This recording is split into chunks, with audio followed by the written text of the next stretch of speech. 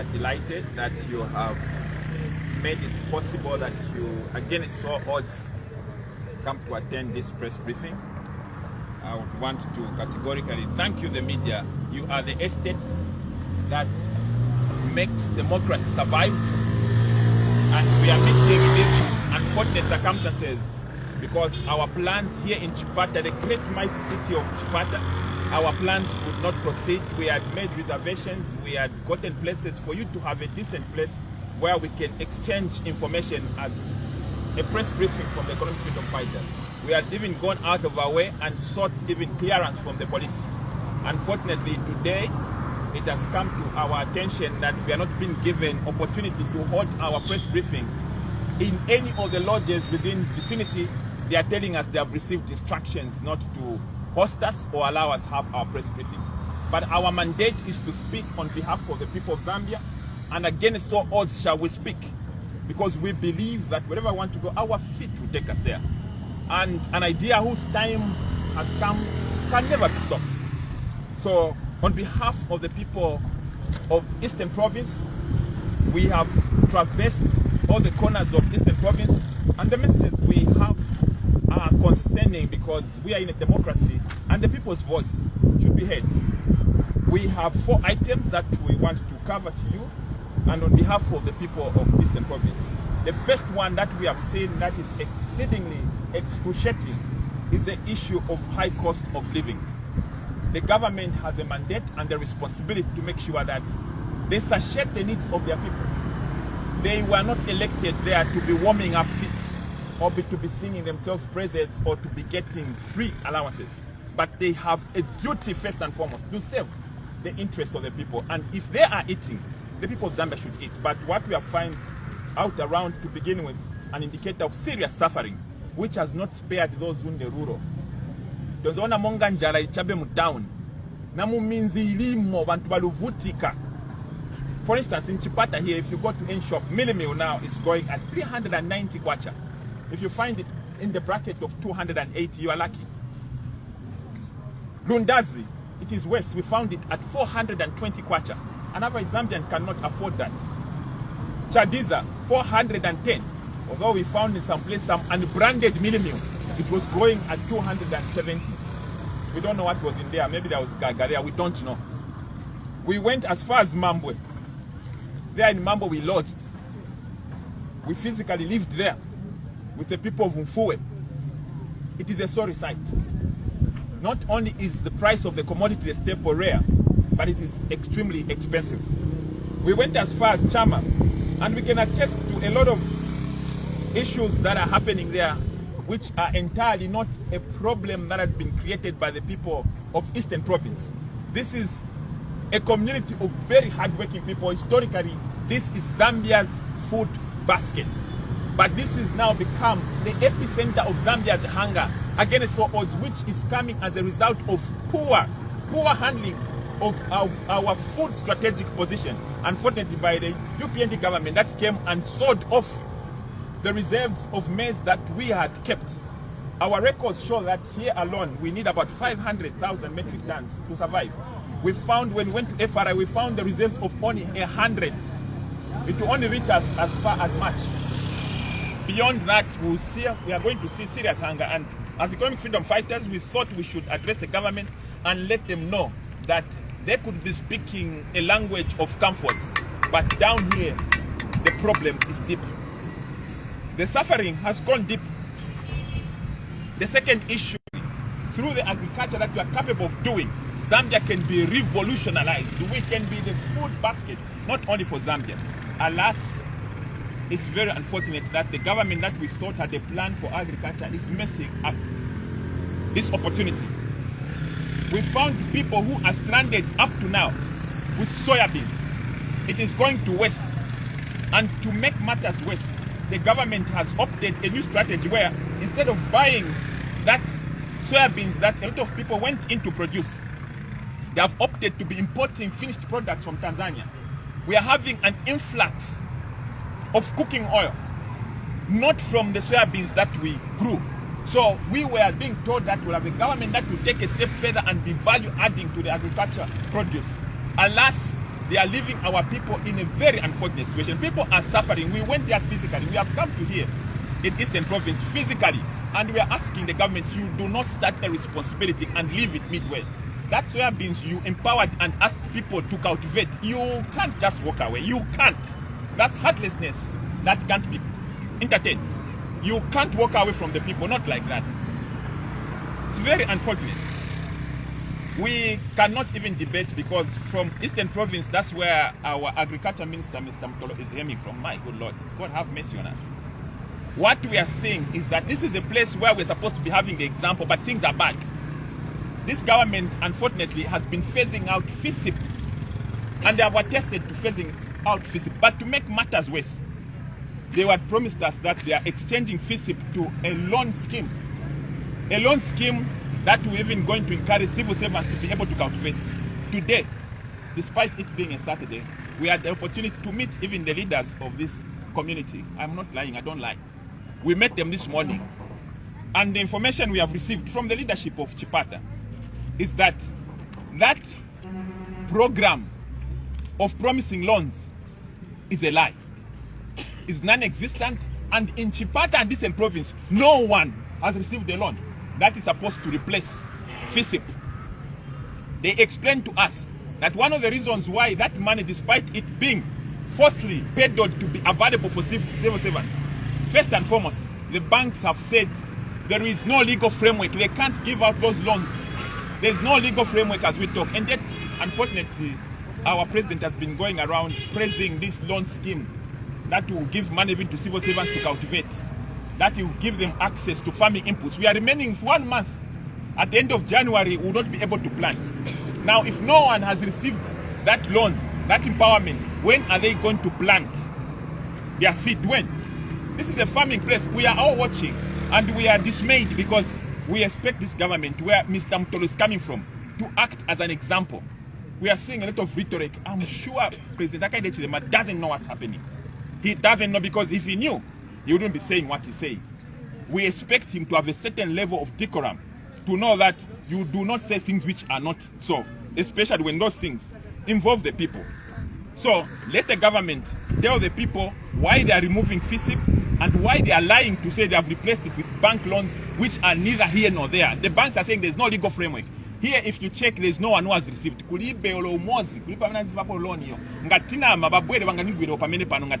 we don't tell lies. There's no one who has received. And yet the government is saying this is a project. We thought for you to introduce a scheme, you need to try it. It needs to be working, then you roll it out. But this is a program that has not been tried out. Unfortunately, the government is claiming it is the one that is using. To make matters worse, those that the government right now, as we are talking, is giving out forms for people to fill in. I think that's mockery.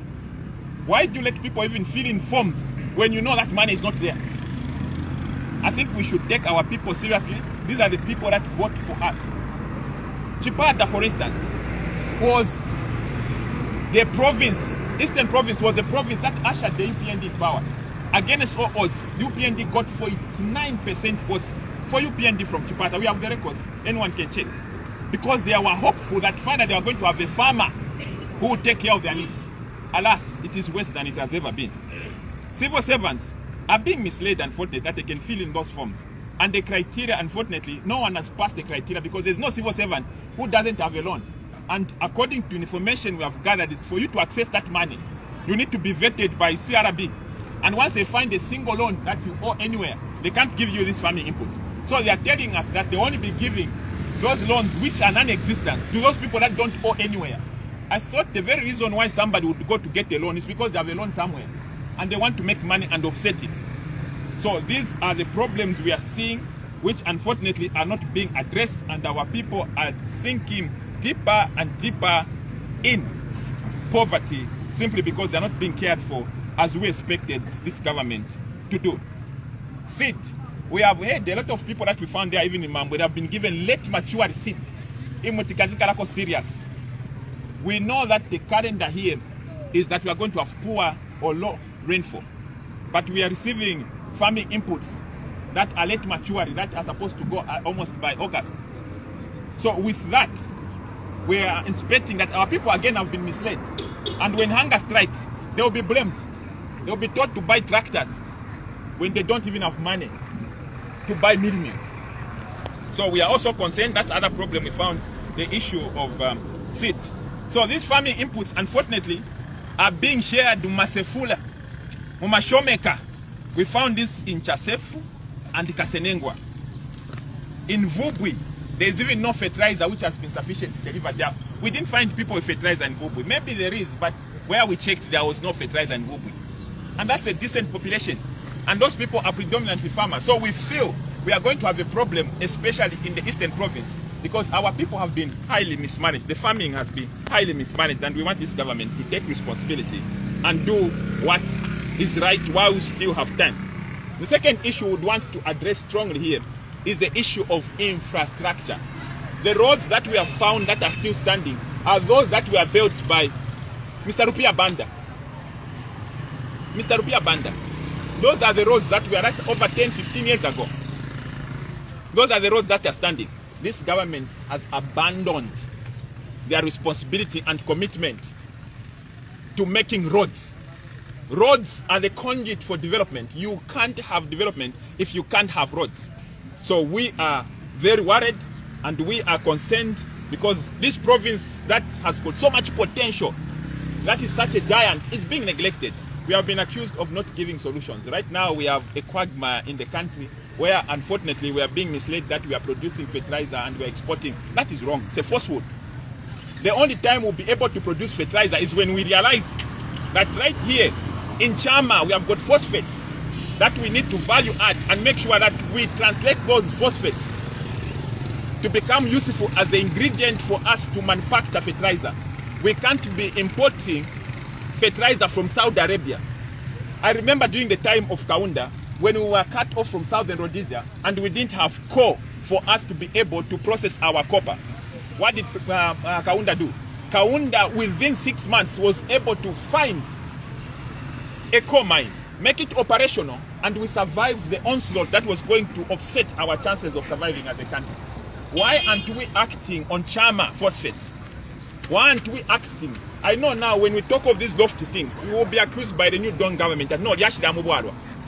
I don't know how digging phosphates under the New Dawn government, Yashida Mubwarwa, but us as economic freedom fighters, when we come in place, we want to come and make Zambians benefit from these natural resources that we have. Here we even have plenty of minerals, but there's no foresight, there's no will, there is no desire to empower our local people. And until we get to that place where our local people are empowered, we will be going in circles. The other issue that we want to bring to our attention is the issue of CDF. CDF was initially supposed to be used to develop communities, community development funds. We made WC, PC, those groups, that people in the community under a decentralized system can be able to make decisions. Now we have a situation where the CDF is being dispensed by central government. We don't know under what guise we are calling that decentralization. Because the instructions are coming from SACA, from central government. Buy Land Cruisers, buy crew for the police. That was supposed to be a decision by the community. They would want to buy an ambulance. So how does it become decentralized when they are the ones that are dictating? Where they collecting the power allocated so that they can be using that as central government? Central government has its own budget. Why is central government not using its budget to develop the people? We are also seeing that the management of CDF is being directed to individuals, not to community. There are a few people that are privileged and are connected to the ruling government. They are the ones that are getting my grants. We were expecting CDF to work for the community, make bridges, empower the community, work on those projects where all the people are beneficiaries. Sure, under the New Dawn, we'll be sweating to have a press briefing. It's a very unfortunate circumstance. We expected to turn around some of this misfortune. We also deserve better. I'm feeling so bad to see you journalists under it. It's not my desire that we should subject you to this when we are working. When our friends are working my aircon, I pray we will have a decorum, a certain level of professionalism where you'll be rewarded. You won't need to go through such kind of abuse we are exposing you to just for us to get a message across. We have gone around all these roads. They have been told, don't host EFF, don't host EFF. Since when did we stop being a legitimate political party that deserves to talk to the people? So we are saddened. Now, on the issue of CDF, we went to Navutika compound. The population there is decent. There is no CDF there. We went to Muchini compound. There is no CDF there. We went to Katopura compound. There is no CDF there. We went to Kapata, just there. I don't know, nishunguruka sana na onda. Nazunguruka maningi. Ni okai, ungasove no sova nzibulusa. Nzofuna nipileko Ikuru kapeni. Those are our youth now. They are just moving motorbikes. There is no. Why don't those motorbike people be helped, even in their business? They are also Zambians. They should be able to access the CDF. So we feel, despite the government talking about rigidities, taking out the rigidities, here in Eastern Province, the rigidities are not only there when it comes to UPND cadres. To all these other people, they are rigidities. Valuvutika. So we feel CDF is not helping. We also got concerned. We received a report from Chizongo Technical. Such a beautiful, our spokesperson is a product. It's such a beautiful school. I came from Mungu Technical High School. Those were people that were, beating shoulders with their metal. But right now, if you go to Chizongwe, the roof has been blown off. The roof has been blown off. There is no roof there. And that we opened school on Monday, after tomorrow, they would have been learning in the rain. In a country where we are boasting that we are taking 3 million CDF to the people. So this kind of lack of seriousness is unfortunate. We should prioritize education, not just for show. Mapanga Tuma 3 classroom. Yes, we appreciate. At least it's better than nothing. But what we are saying is that we need a certain level of premium seriousness. We have gone around and seen the roads. This used to be a pride. We had talked with the local council. They are trying their level best. It's one of the cleanest cities. I also had a chance to meet the mayor to report myself that I've come. That gentleman is working. I don't know. But from what we are getting, these people are trying their level best. And it inspires us to see that people should believe that the young leadership, such as which we possess, can turn around issues. Look at all of you journalists here. All of you are young men. I don't think there's anybody older than me here. But here you are driving the agenda. Why should the agenda of the youth be limited to just going in the field? Why should they think you, the youth, cannot lead this country? When you're the ones that are collecting, you're the ones that are working. So we are looking to a day when the youth of this country shall be given premium space. We are no longer those youths who are just throwing stones. Oh, Namdara, we are good in Samdara. That's good. That's entrepreneurship. Keep up.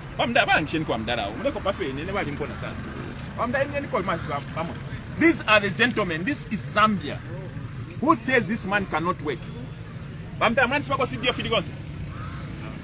These are the people who are supposed to be giving CDF. It's not supposed to be given for. And if you move around, you ask, these are the people who are not receiving CDF. And yet you have the government that's saying, it's game changer CDF. Game changer for who? Game changer for cadres. So we are dismayed that these problems have continued even here in Eastern Province. And it's very unfortunate. There was a grand scheme that our major cities here in Lundazi and Chama will be put on the grid, and we celebrated the connection of these beautiful towns to the ZESCO grid. But when we went on the ground, contrary to what we have seen, is that unfortunately the grid has only been connected to the townships. The initial plan is that the chiefdoms will be connected to the national grid, that the hospitals will be connected, that the schools will be connected, but we have only found the connection to the townships. Don't people in the rural area, the breakdown from Mambwe, when I was coming from Mambwe there, the breakdown, and we needed to announce this press briefing. And my computer drained because we were, that road is bad. The Mambwe road is bad. It's bad. It's a hell run. Mambwe Chipata road is a hell run. But I'm talking about electricity. My laptop ran out and I needed to be working all the way. It took us hiring a bicycle and ride it for almost 30 minutes for me to find one house that has got electricity on that road. I don't know what they even call that place. That's where they charged my laptop. The only way we are going to move the position of the people. Thank you.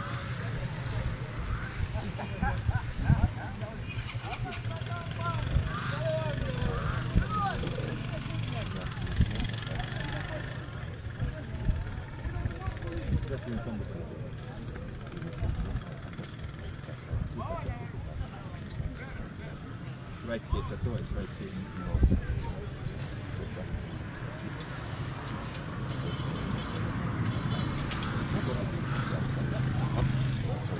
So we have been advised by the police that we escort them to police because the door is here and we have been denied to get in, but they say they need us. But we are informed. Did we come to the hospital office? Yeah, we are very much aware about it. Okay. So can they just take questions and go? No, we just let them just stop. So that we will continue. We continue. Who advise you? Okay.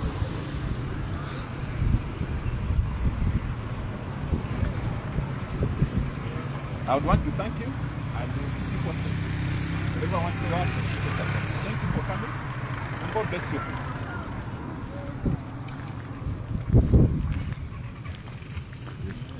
You can stop now.